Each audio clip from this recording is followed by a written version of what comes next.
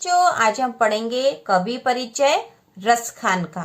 ठीक है, रसखान का कवि परिचय पढ़ेंगे और इसी तरह के और वीडियो देखने के लिए चैनल को सब्सक्राइब कीजिए, जिससे कि आपको वीडियो की नोटिफिकेशन तुरंत मिल जाए। तो रसखान का जो वास्तविक नाम था बच्चों, यह भी आपको पता होना चाहिए कि रसखान का जो वास्तविक नाम था वह था सैयद इब्राहिम। ठीक है, सैयद इब्राहिम। तो कितनी बार ऑब्जेक्टिव में इस तरह के प्रश्न आ जाते कि रसखान का वास्तविक नाम क्या था, तो आपको पता होना चाहिए सैयद इब्राहिम। ठीक है, सैयद इब्राहिम।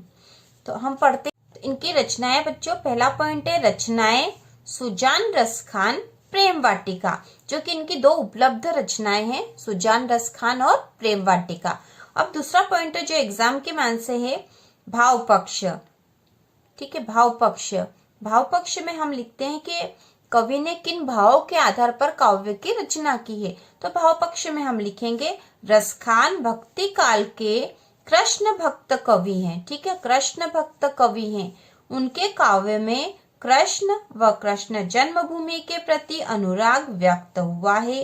उनका काव्य कृष्ण के रूप वर्णन, उनकी बाल लीलाओं व ब्रज महिमा पर आधारित है। उनमें प्रेम की तन्मयता व कृष्ण के प्रति आसक्ति व उल्लास विशेष रूप से दर्शनीय है। तो बच्चों, भाव पक्ष में आप याद करोगे कि रसखान जो है भक्ति काल के कृष्ण भक्त कवि हैं। ठीक है, कृष्ण भक्त कवि है। उनके काव्य में कृष्ण और कृष्ण जन्मभूमि के प्रति अनुराग व्यक्त हुआ। अनुराग मतलब स्नेह, प्रेम।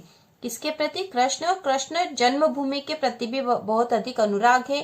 कृष्ण ने जहाँ जन्म लिया था, जहाँ खेले थे, जहाँ पर रासलीला करी थी, उन सबके प्रति उनमें उनके मन में बहुत अधिक आसक्ति है बच्चों। उनका काव्य कृष्ण के रूप वर्णन, उनकी बाल लीलाओं व ब्रज महिमा पर आधारित है। तो उनका पूरा काव्य जो है कृष्ण पर ही आधारित है, कृष्ण के रूप वर्णन पर, उनकी बाल लीलाओं पर और ब्रज महिमा पर आधारित है। उनमें प्रेम की तन्मयता व कृष्ण के प्रति आसक्ति व उल्लास विशेष रूप से दर्शनीय है। ठीक है, तो यह सब हम भाव पक्ष में लिखेंगे। उसके बाद तीसरा पॉइंट है कला पक्ष। तो कला पक्ष में हम लिखते हैं भाषा, अलंकार, छंद। तो हम यहाँ लिखेंगे रसखान की भाषा ब्रज है। ठीक है, रसखान की भाषा ब्रज है। उन्होंने ब्रज भाषा का अत्यंत सरस और मनोहर प्रयोग किया है। बहुत ही सरल प्रयोग उनकी काव्य में ब्रज भाषा का दिखाई देता है, इसलिए हमने लिखा है कि उन्होंने ब्रज भाषा का अत्यंत सरस और मनोहर प्रयोग किया है। रसखान के पद मुख्य रूप से सवैया छंद में है। ठीक है, मुख्य रूप से सवैया छंद में है। उनके काव्य में वात्सल्य, श्रृंगार व शांत रस का प्रमुखता से प्रयोग हुआ है। साहित्य में स्थान।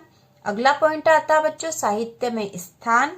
तो रसखान हिंदी साहित्य के प्रमुख कृष्ण भक्त कवि है। हिंदी साहित्य में इनका प्रमुख स्थान है। ठीक है, तो यह बहुत ही सरल विधि से लिखा हुआ है बच्चों। आपको इन पॉइंट के आधार पर ही याद रखना है। और आपको याद रखना है कि रसखान का जो नाम था वह था, मूल नाम जो था वह सैयद इब्राहिम था। और यह मुस्लिम कवि होते हुए भी इन्होंने कृष्ण के प्रति आसक्ति रखी थी और कृष्ण भक्ति पर ही इनका काव्य आधारित है, जो कि आज भी प्रसिद्ध है। इनकी रचनाएं बहुत प्रसिद्ध है।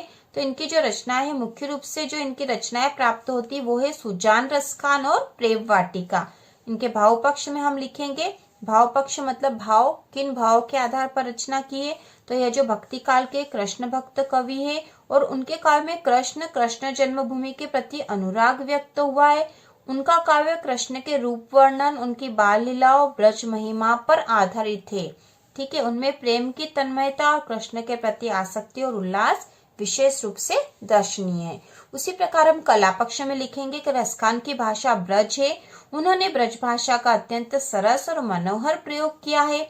रसखान के पद मुख्य रूप से सवैया छंद में है और काव्य में विभिन्न प्रकार के रसों का प्रयोग हुआ है, जैसे वात्सल्य, श्रृंगार, शांत आदि। उसी प्रकार हम साहित्य में स्थान में लिख देंगे कि रसखान हिंदी साहित्य के प्रमुख कृष्ण भक्त कवि है और हिंदी साहित्य में उनका प्रमुख स्थान है।